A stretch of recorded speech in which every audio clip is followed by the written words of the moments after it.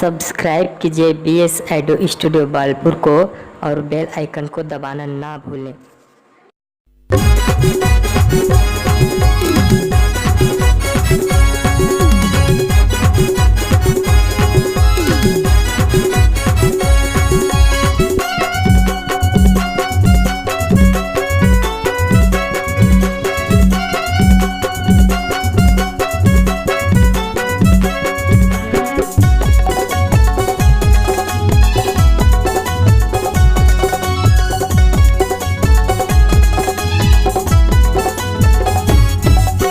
जब लाए हैं डीजे बाजा, जब लाए हैं डीजे बाजा, दुनिया में करत धमाल। जब मोटूरी टूरायौ डोकरा बाबा घरो, शादी में करत बवाल। मोरे भैया के सारी और समझिन कुंवारी, शादी में करत बवाल। जब लाए हैं डीजे बाजा,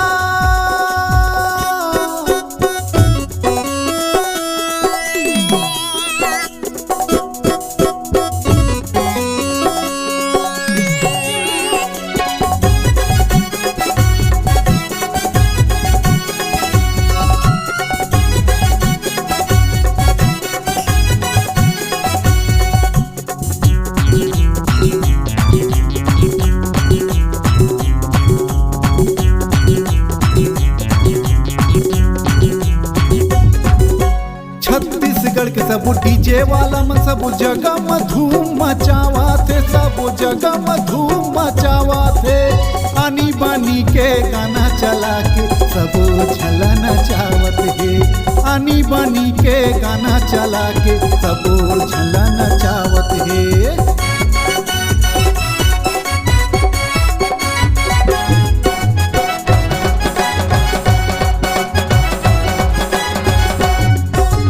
छत्तीसगढ़ के सब डीजे वाला में सब जगह में धूम मचावा थे, सब जगह में धूम मचावा थे। आनी बानी के गाना चला के सब झला नचावत है, आनी बानी के गाना चला के सब झला नचावत है। डीजे रिमिक्स में झंझट गाँव, डीजे रिमिक्स में झंझट गाँव, म्यूजिक के हवे कमाल। जब मोटूरी टूरायौ डोकरा बाबा चूड़, माटी में करत बवाल। मोरे भैया के सारी और समझिन कुंवारी, दिलवा ही में करत बवाल। जब लाए हैं डीजे बाजा,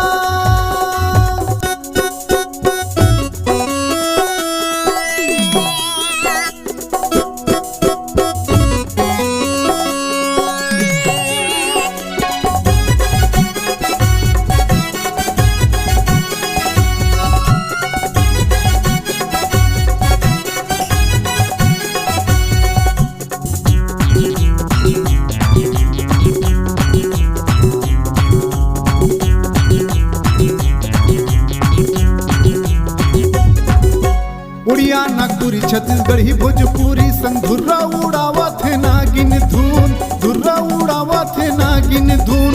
कर्मा दरिया पंथी गीत, संगी के मन्हा हो जाते झूल।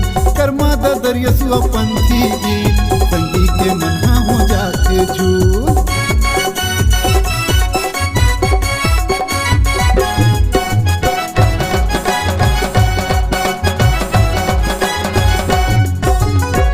नागपुरी छत्तीसगढ़ी भोजपुरी संग धुर्रा उड़ावत है नागिन धुन, धुर्रा उड़ावत है नागिन धुन। कर्मा दरिया पंथी गीत, संगी के मन्हा हो जाते झूल। कर्मा दरिया पंथी गीत, संगी के मन्हा हो जाते झूल।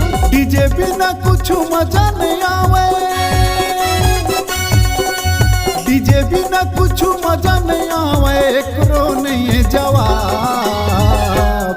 जम्मू संगी संगवारी और डोकरा बाबा बाराती में करत बवाल। मोरे भैया के सारी और समझिन कुंवारी, शादी में करत बवाल। जब लाए हैं डीजे बाजा, जब लाए हैं डीजे बाजा, दुनिया में करत धमाल। जब मोटूरी टूरायौ डोकरा बाबा घालो शादी माँ करत हे बवाल। मोरे भैया के सारी औ समधिन कुंवारी शादी माँ करत हे बवाल। चूल माटी माँ करत हे बवाल, पेलेवाही माँ करत हे बवाल। अरे शादी माँ करत हे बवाल, बाराती माँ करत हे बवाल।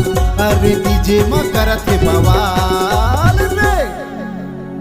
अगर आप अपने सुमधुर आवाज को जन जन तक पहुंचाना चाहते हैं तो चले आइए BS multi track digital recording studio Balpur Sirsiwa. संपर्क करें मोबाइल नंबर 9399995431।